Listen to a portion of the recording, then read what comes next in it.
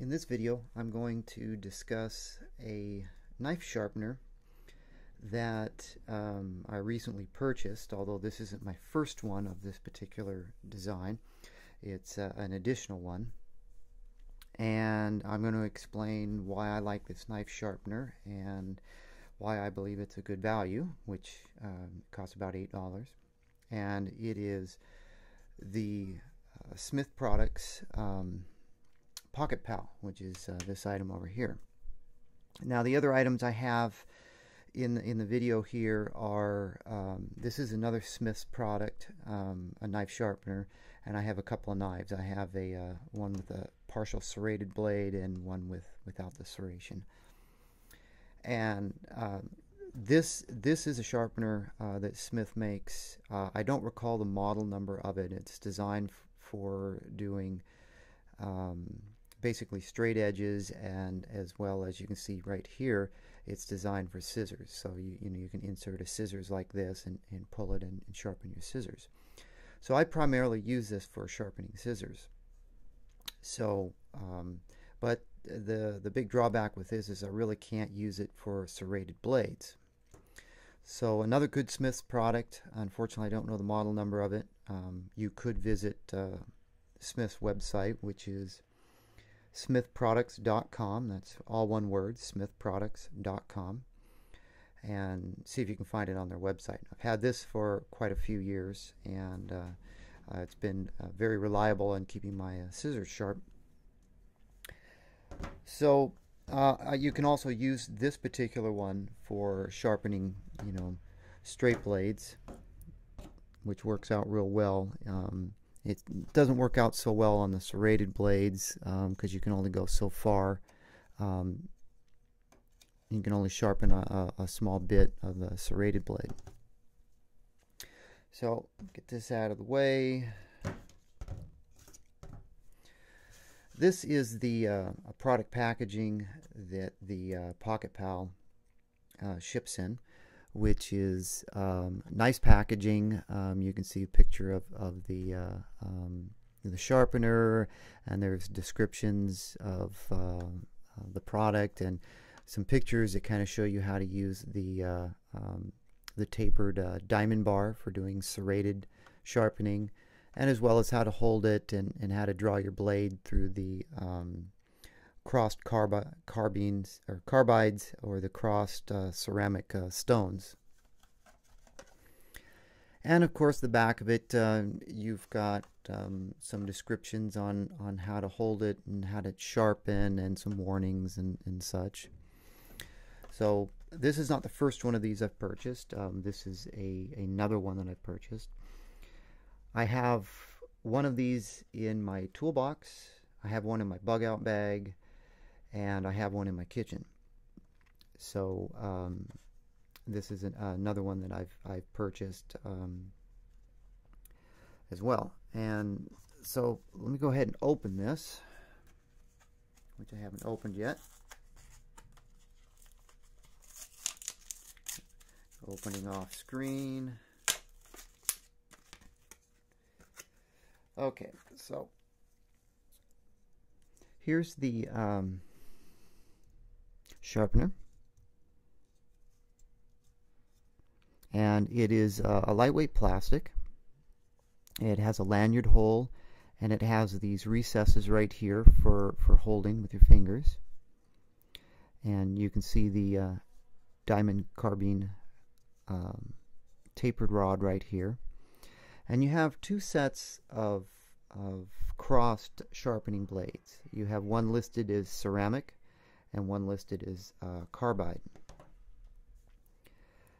Now the diamond rod, this is probably what would you refer as a medium grit, or a medium grade.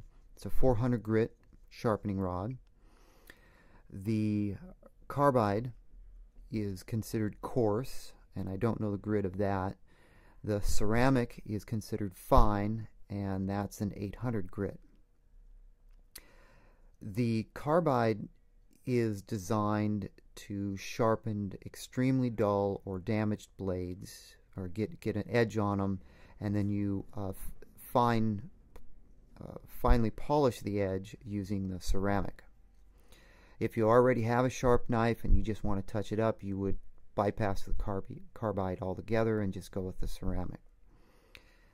And the blades are reversible and replaceable as well. There's little screws here that allow you to take this assembly apart, and you can replace the blades. So after a long period of use, the blades definitely will wear down, and you can take this apart and flip-flop the blades to get a longer life out of them. Smith also sells replacement blades, so if you don't break the unit altogether, you can get replacement blades for it as well. Now, why I like this, mainly because I have a collection of different knives. Although I'm not a knife expert or a knife connoisseur by any means, knives to me are tools, just like the other tools in my toolbox. So I buy quality tools and I take care of them. And one of the things with knives or scissors, whether you're using knives in the kitchen or you're using knives out in the field, you want them to be sharp.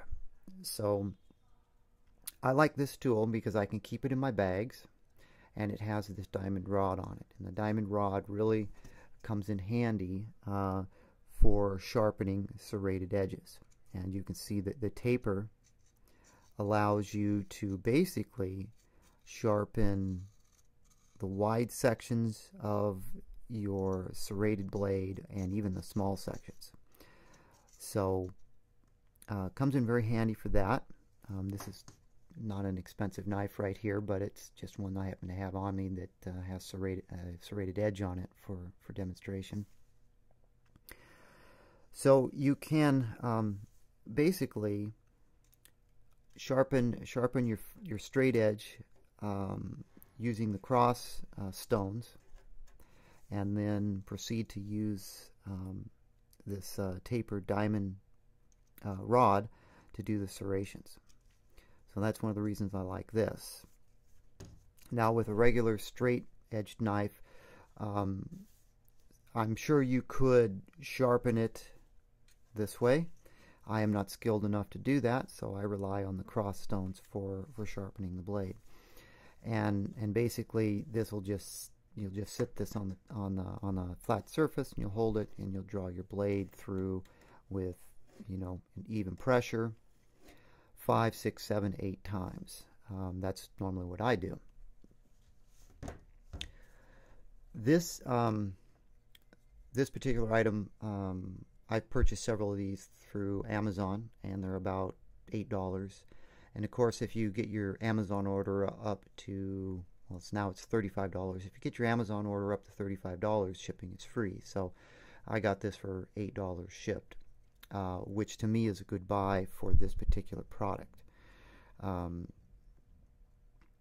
I've got, I think the oldest one of these I have is a couple of years old, and I've taken this apart and flip-flop the blades once, and it's still going strong.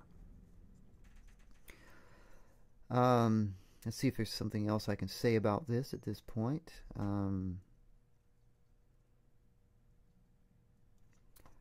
No, I think I've pretty much covered everything on this at this point. You're supposed to hold it on a flat surface like so, and you'll draw your blade through with even pressure like this. This works out very well. On my Kershaw, I have a nice edge on that. And on this cheapo, there's a shout out for Joe Bob Outfitters, who sent me this knife. It's not an expensive knife, but I prefer to use knives like this. These knives are tools, just like any other knife.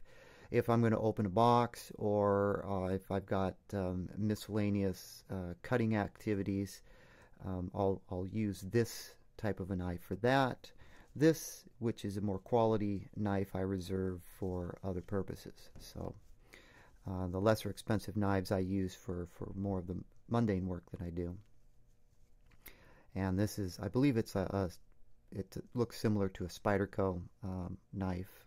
It's definitely not. It's made in China, and I don't even know what kind of steel it has. It's made out of, obviously, something probably not extremely high quality. So these types of knives, these inexpensive ones, dull fairly quickly. They can be difficult to get an edge on them, and of course difficult to maintain an edge. But I found the Smith Pocket Pal works very well. These inexpensive knives are really not sharp when you get them. The serrations are okay, but the flat edge of the blade is not very sharp at all. So when I get something like this, I will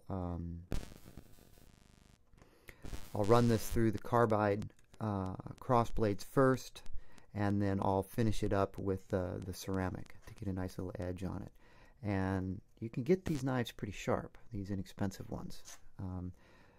So this is again, this is Smith's Pocket Pal, about $8 if you go to Amazon. I believe they're $9 on Smith's website. So very good for the money. You can buy a few of these. Keep them in your bug out bag, keep them on your workbench or your toolbox, so you've always got one of these around. I also use these to sharpen my kitchen knives. I've got a set of Henkel, I believe that's how it's pronounced, German-made knives, and I keep those sharp as well, and I use these as well. Some of the Henkels have, I've got, whether it's, I think it's a bread knife that's serrated, so this comes in real handy for keeping that knife sharp. And that's about all I have to say about the Smith's Pocket Pal. Just wanted to show you what the POP packaging looks like, and let you guys know that I found it a very worthwhile product for the money. Does its job, durable, reliable, and enough to where I've purchased numerous ones to have it in different locations.